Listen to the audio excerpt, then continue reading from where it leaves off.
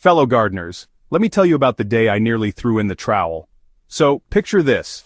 I'm standing in my backyard at 6 in the morning, coffee in hand, just ready to admire my prized tomato plants, only to find them absolutely decimated by aphids, again, for the third time that season. I'd tried everything from store-bought sprays to introducing ladybugs, but honestly, nothing seemed to work long-term. That's when my neighbor's grandmother, a seasoned gardener with hands that could coax life from concrete, shared her family's secret weapon, a simple homemade spray that changed everything. After years of battling pests with expensive commercial solutions that provided only temporary relief, I was, well, pretty skeptical when Mrs. Chen handed me a crumpled piece of paper with her grandmother's recipe.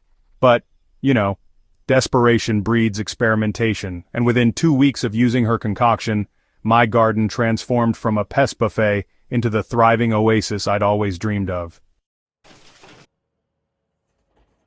What makes this spray so effective isn't just one ingredient, it's the synergy of carefully chosen components that work together to create an environment pests simply can't tolerate, while remaining completely safe for beneficial insects, pets, and your family.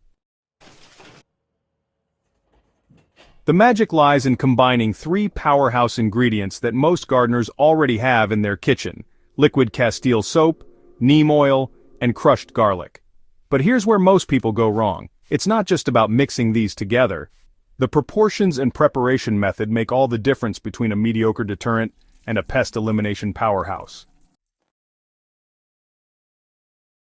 For every gallon of water, you'll need 2 tablespoons of pure neem oil, 1 tablespoon of liquid castile soap, Dr. Bronner's works perfectly, and the juice from 6 cloves of freshly crushed garlic. The key is letting the garlic steep in hot water for at least 4 hours before straining and mixing with the other ingredients. This extraction process releases allicin, the compound that makes garlic such an effective pest deterrent. The castile soap acts as an emulsifier, helping the oil-based neem blend seamlessly with water, while also disrupting the protective waxy coating on soft-bodied insects. Neem oil brings its systemic properties to the table, affecting pests' ability to feed, reproduce, and molt. Meanwhile, the garlic creates an aromatic barrier that repels insects before they even consider making your plants their next meal. Commercial pesticides often target specific pests, leaving your garden vulnerable to new invaders once the original problem is solved.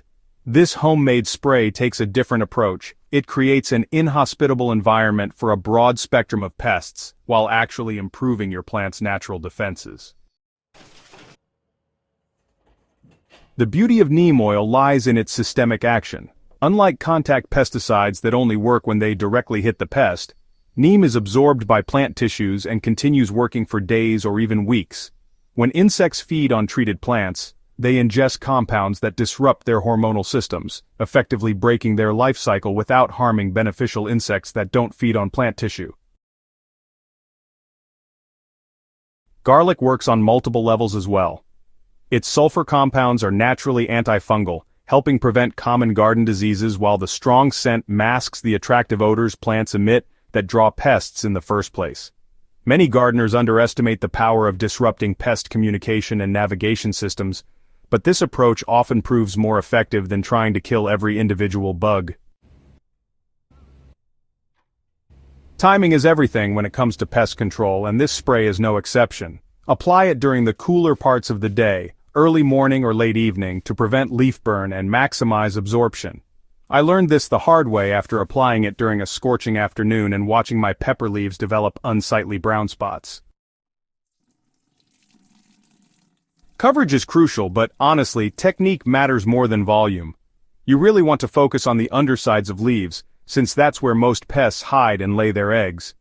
Use a pump sprayer with a fine mist setting, and don't forget to treat the soil around the base of your plants, because that's where a lot of pests overwinter or pupate. The frequency of application really depends on your pest pressure and weather conditions. During the peak growing season, I usually apply this spray every 10 to 14 days as a preventive measure. If I'm dealing with an active infestation, I'll bump that up to every 5 days until the problem is under control, then go back to the maintenance schedule. One of the greatest advantages of making your own pest control solution is, well, the ability to customize it for specific problems. When I'm dealing with particularly stubborn aphid infestations, I add a teaspoon of cayenne pepper to the mix. The capsaicin gives an extra deterrent that aphids find especially unpleasant. For fungal issues like powdery mildew or black spot, adding a tablespoon of baking soda per gallon really enhances the spray's antifungal properties. This little addition has saved my roses more times than I can count, especially during those humid summer months when fungal diseases just seem to take over. Now, spider mites require a slightly different approach. These tiny pests thrive in dry conditions, so I increase the frequency of applications and add an extra tablespoon of castile soap to help suffocate them. The increased moisture from more frequent spraying also creates conditions that naturally help suppress spider mite populations. After 3 seasons of using this spray religiously, my garden has achieved something I once thought impossible: a natural balance where beneficial insects actually outnumber the pests. The key insight here is that effective pest control isn't about creating a sterile environment. It's about supporting your garden's natural ecosystem while tipping the scales in favor of the good guys. My vegetable yields have increased substantially, not just because of reduced pest damage, but because my plants are healthier overall.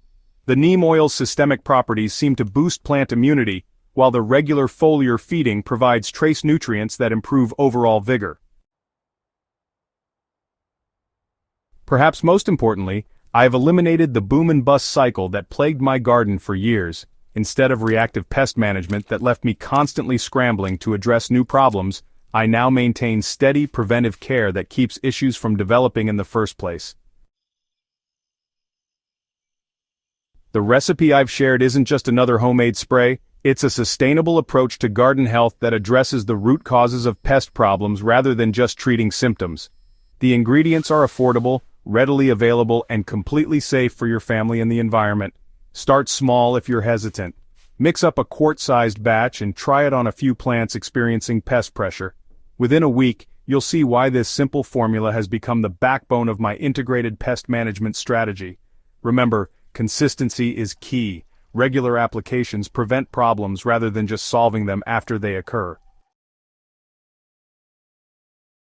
Ready to take your garden to the next level? If this article helped you discover a new approach to pest control, smash that subscribe button and share this with your fellow gardening friends. Your garden and your wallet will thank you for making the switch to this proven natural solution. Let me know in the comments how this spray works in your garden, and don't forget to check out my other videos for more game-changing gardening secrets.